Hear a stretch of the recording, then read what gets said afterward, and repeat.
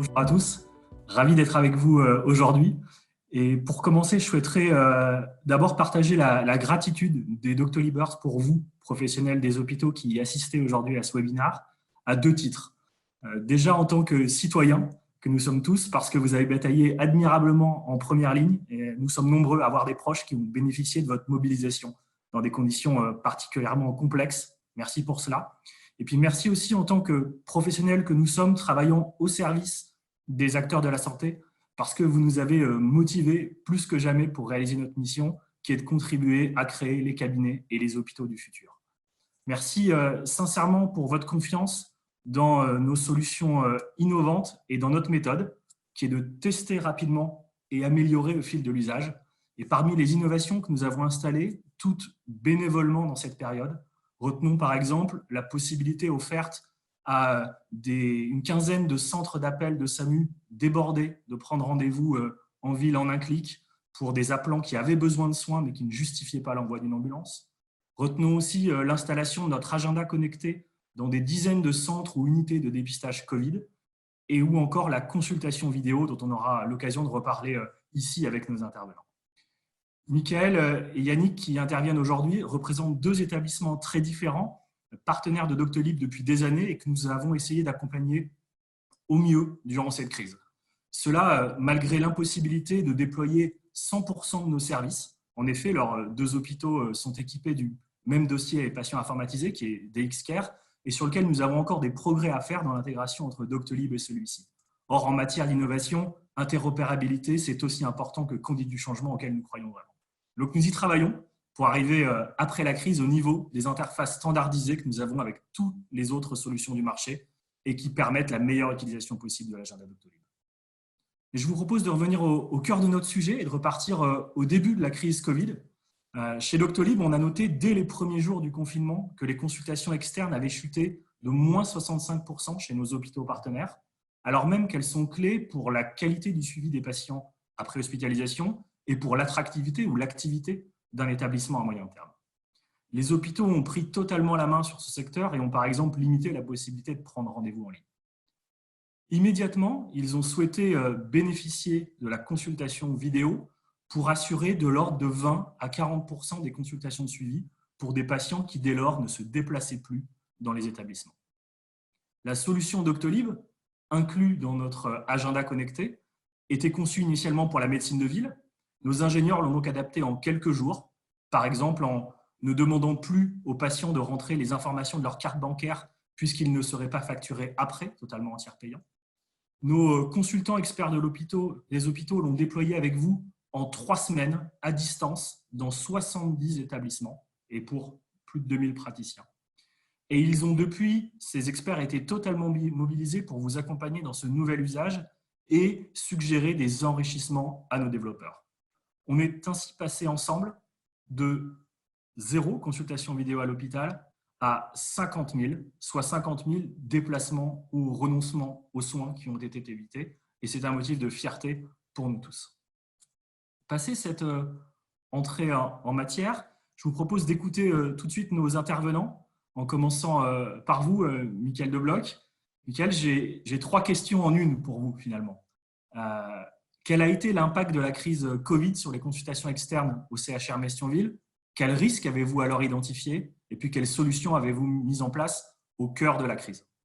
Merci beaucoup. Écoutez, d'abord, je voulais vous remercier aussi d'avoir organisé ce retour d'expérience parce qu'effectivement, on entend beaucoup de choses autour de la téléconsultation et puis de l'activité hospitalière passée et à venir. Et comme vous l'avez bien souligné en soulignant justement la différence entre vos deux intervenants, il y a beaucoup d'hôpitaux en France, beaucoup de contextes différents et c'est important aussi de témoigner sur ce qui a pu se passer dans des GHT où la situation, je ne vous le cacherai pas, a été assez terrible.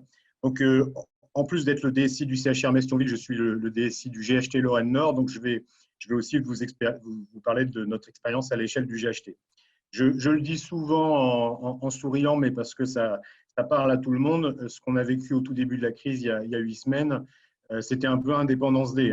C'est une espèce de débâcle total. On est submergé sur tous les fronts. Vous savez qu'on a eu des dizaines de milliers de cas et des centaines de morts. on doit complètement revoir l'organisation de l'hôpital. Ça veut dire effectivement du jour au lendemain arrêter toutes les consultations. Donc, je salue au passage, et j'y reviendrai, le fait que 450 de nos agendas médicaux sont gérés dans Doctolib et que nous avons apprécié qu'en quelques minutes, vous soyez en capacité d'arrêter justement nos consultations, nos prises de rendez-vous en ligne. C'est aussi la mise en place du télétravail. Ce n'est pas le sujet aujourd'hui, mais quand vous devez passer 800 personnes en télétravail du jour au lendemain, c'est tous vos process informatiques qui sont à revoir. C'est des services entiers qui sont transformés dans ce qu'on appelle du pré-cohorting, du cohorting ou du post-cohorting lié au Covid. C'est l'ouverture de dizaines de lits de réanimation supplémentaires. Et dans ces conditions, c'est toute une activité qui s'arrête, qui se transforme. Et au bout de quelques jours, des praticiens qui vont se rendre compte qu'ils ne vont plus pouvoir voir leurs patients, à la fois leurs patients potentiellement Covid, mais aussi les patients qu'ils ont l'habitude de suivre depuis des mois, voire des années. Donc, c'est le réflexe de quelques médecins et pour commencer, 2 chefs de service de gynécologie, puisque, comme vous le savez, je suis DSI du CHR Metz-Thionville, donc il y a 2 grands hôpitaux, un service de gynéco à Metz et un à Thionville. Et ces 2 chefs de service nous disent qu'on ne peut pas laisser tomber les mamans, les femmes enceintes en cette période. Il faut absolument qu'on puisse échanger avec elles. À l'époque, il faut quand même se dire que, et vous évoquiez tout à l'heure quelques chiffres, que le GHT Lorraine-Nord, ce n'est pas forcément un champion en termes de télémédecine. On fait un petit peu de télémédecine en EHPAD, on fait un tout petit peu de télémédecine en milieu carcéral, mais la notion de téléconsultation à domicile, c'est complètement inconnu pour nous.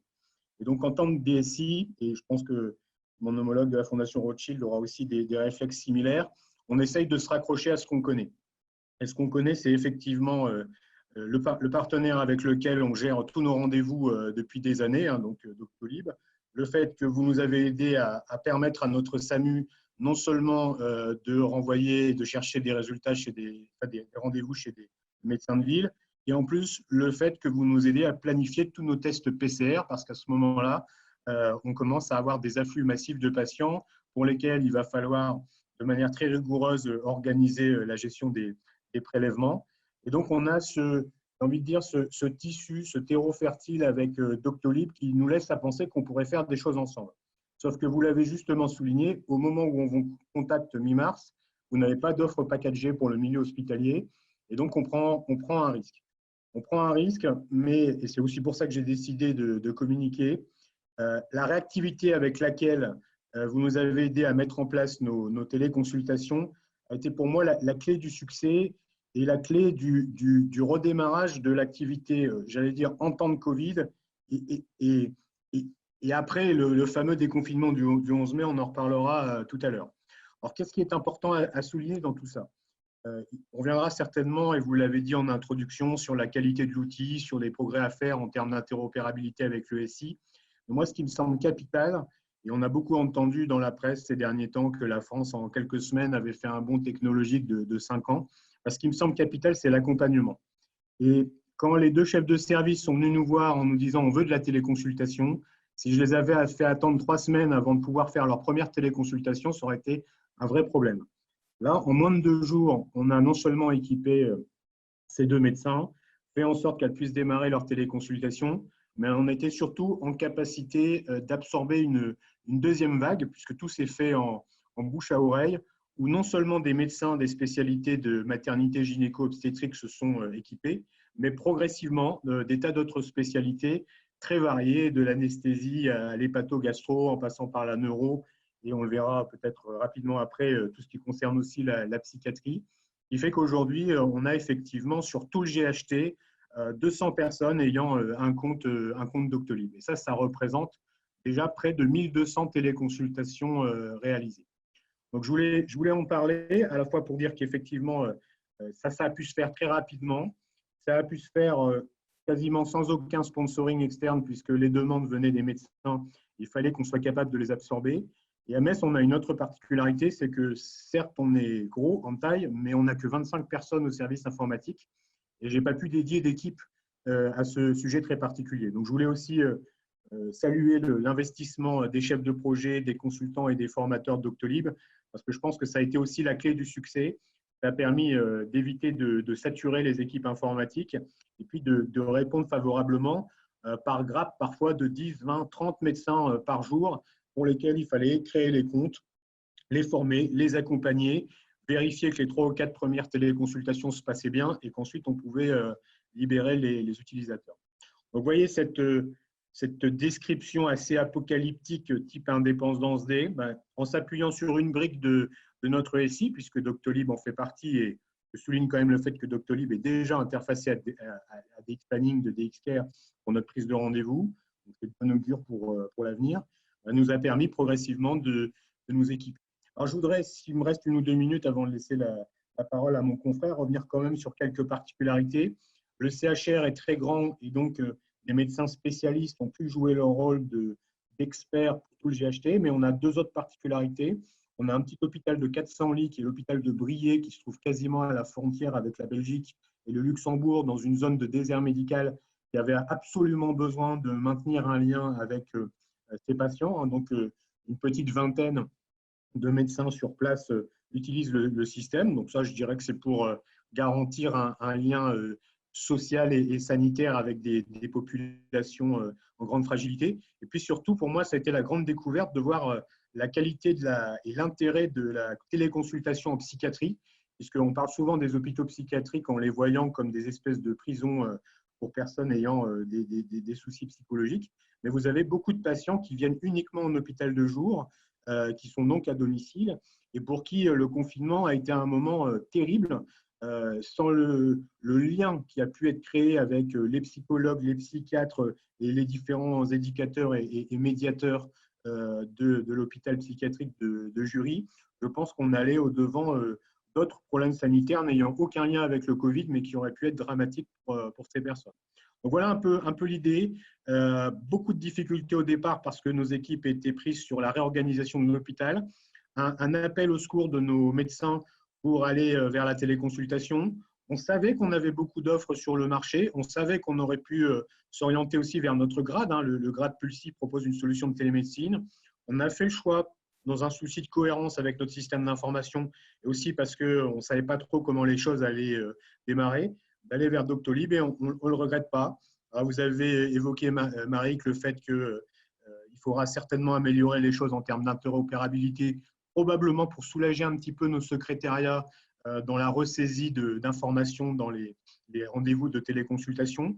Mais je tiens à préciser que si ça a bien fonctionné aussi, c'est parce que Doctolib a aujourd'hui un rayonnement national qui fait que 90% de nos patients connaissaient les IHM Doctolib, étaient donc rassurés avec l'outil auquel ils étaient confrontés pour la téléconsultation.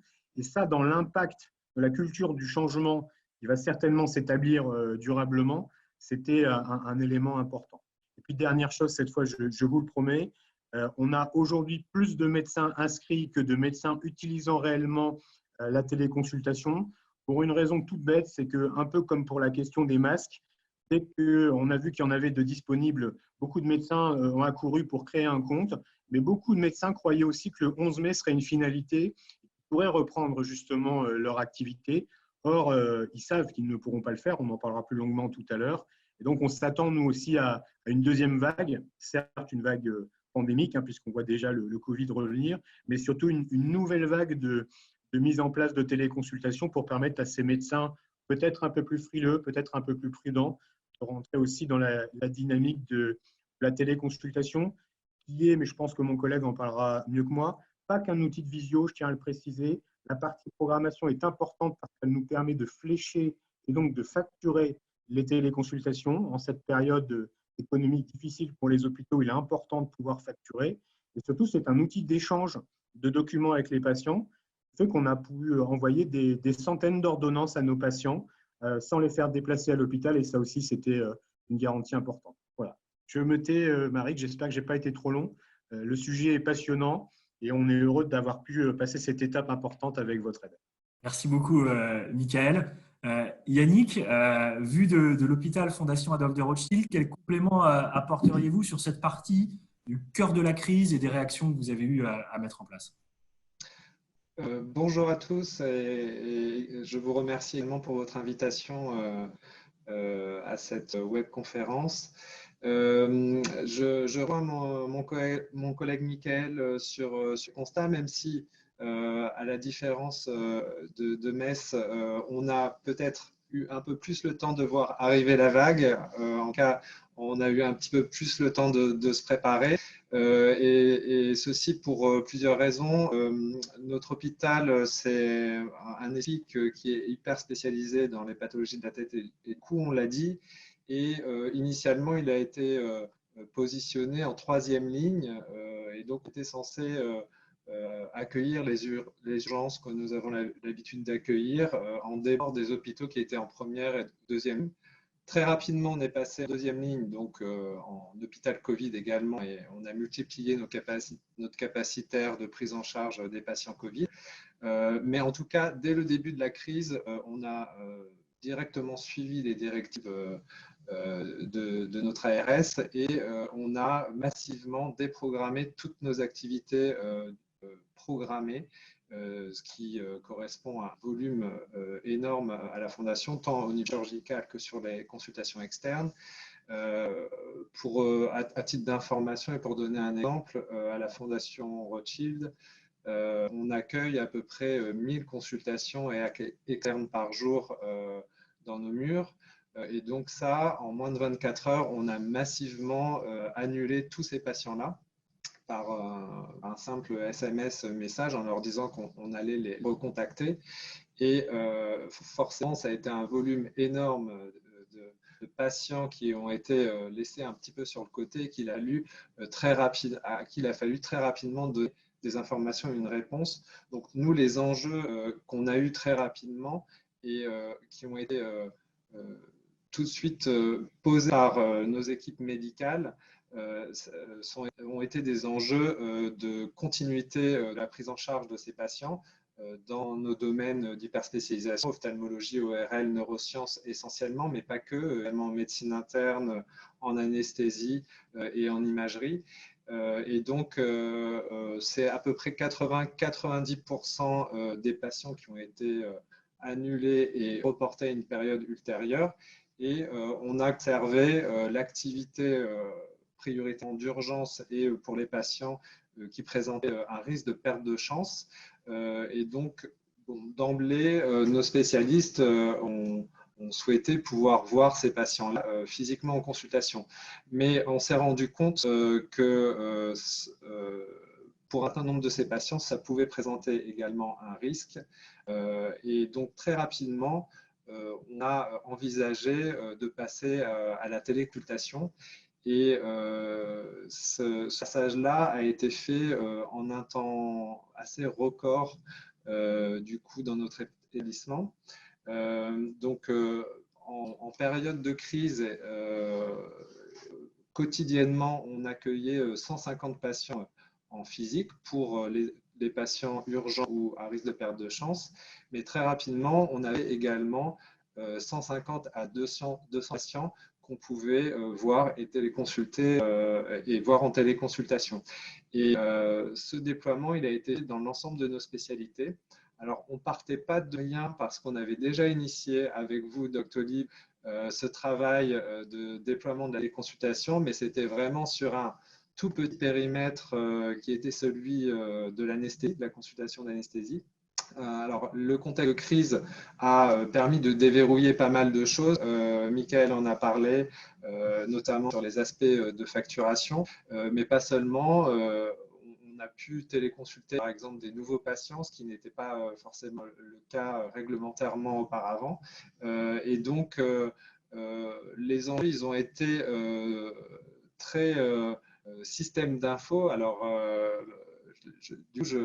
je tire mon chapeau à toutes les équipes de la DSITM ici, Hôpital Fondation Rothschild, qui ont à la fois, avec votre aide, déployé la téléconsultation très rapidement, mais également, Emmanuel l'évoquait, dû déployer le télétravail de manière massive pour l'ensemble de nos professionnels. Et c'est la conjugaison des deux qui a permis de prendre en charge nos patients.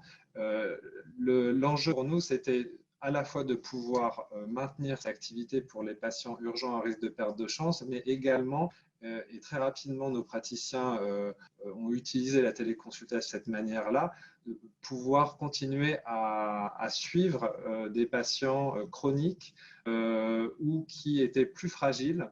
Et donc, ça a permis de maintenir un lien et une continuité de service pour nos patients chroniques, notamment en neurosciences. Et on a été très surpris de l'engouement qu'il y a eu sur la téléconsultation et surtout à quel point ça a pris très rapidement chez nous. Et donc, ces 150 à 200 téléconsultations par jour ont été une vraie réussite ici chez nous. Super. Merci beaucoup à vous deux pour ces retours d'expérience. Sur cette première partie, il y a quelques questions des participants, notamment pour Mickaël. Alors, la première question, comment avez-vous adapté les processus back-office liés aux consultations externes, c'est-à-dire la gestion des secrétariats médicaux, la rédaction des comptes rendus, l'envoi aux médecins adresseurs ou traitants? Alors, je vais faire un petit peu le lien avec ce que disait Yannick. Effectivement, la chance qu'on a de savoir que Doctolib a pu nous accompagner sur la téléconsultation, c'est qu'on a concentré nos équipes davantage sur le télétravail. Donc, nous, on avait 160 secrétaires médicales en télétravail. On a adapté leur environnement pour qu'elles puissent continuer à accéder aux dossiers patients, à la dictée numérique, à la reconnaissance vocale et à la production de comptes rendus. On a réussi par ce biais à maintenir tous nos processus d'envoi de comptes rendus aux médecins de ville. Pour être tout à fait franc, on a même rattrapé notre retard, puisque les hôpitaux publics ont souvent du retard de production de comptes rendus. Et ça nous a permis de nous remettre à niveau.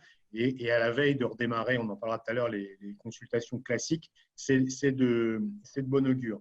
Là où c'est intéressant, si on fait le lien avec le sujet de la téléconsultation, c'est que la secrétaire médicale a un rôle crucial dans la planification et dans l'accompagnement du patient. C'est-à-dire que lors de la première téléconsultation, c'est quand même elle qui va passer un petit coup de fil au patient pour vérifier qu'il a bien toutes les informations sur son smartphone. On en a peu parlé, on parle beaucoup de télémédecine sur un ordinateur, mais ça peut se faire sur smartphone ou sur tablette avec les outils Doctolib.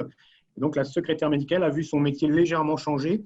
Tout le temps qu'elle passait avant à accueillir le patient dans le service de consultation, a été converti en un temps d'accompagnement des patients pour être sûr qu'au moment où le médecin se connecte, tout est prêt côté patient pour pouvoir faire cette téléconsultation. Et je l'ai évoqué rapidement tout à l'heure, la secrétaire est garante de la cotation CCAM des actes de téléconsultation effectués. Et donc, effectivement, l'outil Doctolib, avec les possibilités d'extraction et de statistiques, nous permettent aussi de vérifier qu'on a bien l'exhaustivité des actes réalisés. Au niveau de Rothschild, d'après ce qu'expliquait Yannick, on est ciblé sur un certain nombre d'actes. Pour nous, au niveau de la direction de la facturation, il faut être sûr qu'on n'oublie rien. Et donc, les outils statistiques de Doctolib ont été très pratiques à ce niveau-là. Voilà, j'espère avoir répondu. Je fais un petit lien, puisqu'on parlait quand même du backup par rapport à la médecine de ville.